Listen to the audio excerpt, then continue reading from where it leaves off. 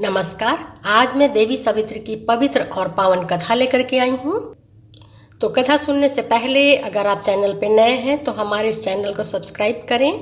कथा सुनने के बाद हमारी इस वीडियो को लाइक करें, शेयर करें और कमेंट्स में माता सावित्री लिखना ना भूलें। माता सावित्री सुख और सौभाग्य का आशीर्वाद प्रदान करें। इसी सद्भावना के साथ कथा सुनते हैं। यमराज के सामने खड़े होने का साहस करने वाली माता सावित्री की पौराणिक कथा भारतीय संस्कृति का अभिन्न हिस्सा है। देवी सावित्री के दृढ़ संकल्प और निष्ठा का ही ये पर्व है। वट सावित्री व्रत, इस व्रत की उत्तर भारत में बहुत मान्यता है। यह व्रत ज्येष्ठ कृष्ण पक्ष त्रयोदशी से अमावस्या यानी 3 दिन तक मनाने की परंपरा है, किंतु कुछ जगहों पर एक दिन की निर्जल पूजा होती है। दक्षिण भारत में यह वट पूर्णिमा के रूप में ज्येष्ठ पूर्णिमा को मनाया जाता है। इस व्रत में वट वृक्ष यानी बरगद के पेड़ की पूजा की जाती है। माता सावित्री देवी की कथा इस प्रकार है। माता सावित्री देवी राजा अश्वपति की एकमात्र संतान थीं। सावित्री देवी ने वनवासी राजा धूम्रसेन के पुत्र सत्यवान को पति रूप में चुना था, लेकिन जब नारद जी ने उन्हें बताया कि सत्यवान अल्पायु हैं, तो भी सावित्री देवी अपने निर्णय से डिगी नहीं। वह समस्त राजवैभव त्याग कर सत्यवान के साथ उनके परिवार की सेवा करते हुए वन में रहने लगी। सत्यवान की मृत्यु के 3 दिन पहले से माता सावित्री ने व्रत रखना प्रारंभ कर दिया था और जिस दिन सत्यवान की मृत्यु का दिन था, उस दिन माता सावित्री उनके साथ लकड़ियां काटने के लिए साथ चलने का आग्रह करने लगी और पति की इच्छा और सास ससुर की आज्ञा से वह सत्यवान के साथ लकड़ियां काटने के लिए जंगल चली गईं।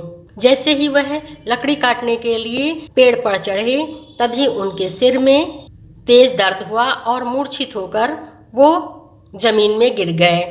माता सावित्री ने अपने पति के सिर को अपनी गोद में रख लिया। उसी समय यमराज सत्यवान के प्राण लेने आए। 3 दिन से उपवास में रह रही सावित्री उस घड़ी को जानती थीं, अतः बिना विकल्प किए हुए उन्होंने यमराज से सत्यवान के प्राण न लेने की प्रार्थना की, लेकिन यमराज नहीं माने। तब माता सावित्री उनके पीछे पीछे जाने लगीं। कई बार मना करने पर भी वह नहीं मानी, तो देवी सावित्री के इस साहस और त्याग से प्रसन्न होकर यमराज ने उनसे 3 वर मांगने के लिए कहा कि वह कोई भी 3 वरदान मांग ले और यहाँ से वापस लौट जाए।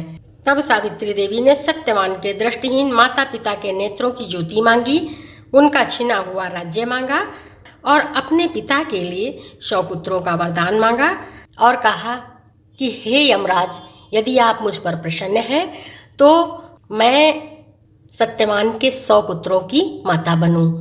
इतना कहने के बाद यमराज ने बिना कुछ सोचे खुशी मन से तथास्तु कह दिया और वह चल दिए।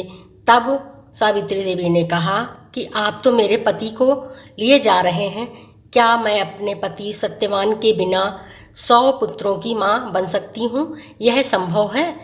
तब यमराज ने उनके पति सत्यवान के प्राणों को लौटा दिया, यानी उनके पति सत्यवान जीवित हो गए और यमराज ने उन्हें 400 वर्ष की नवीन आयु दी और माता सावित्री को अखंड सौभाग्य का आशीर्वाद भी प्रदान किया और स्वयं वहां से अंतर्ध्यान हो गए।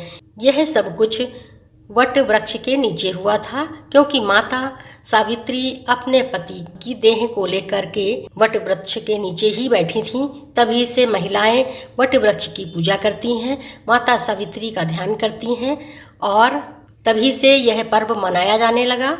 इस दिन महिलाएं अपने परिवार और जीवन साथी की दीर्घायु की कामना करते हुए वट वृक्ष को भोग अर्पण करती हैं, उस पर धागा लपेटकर पूजा करती हैं और माता सावित्री का ध्यान करती हैं।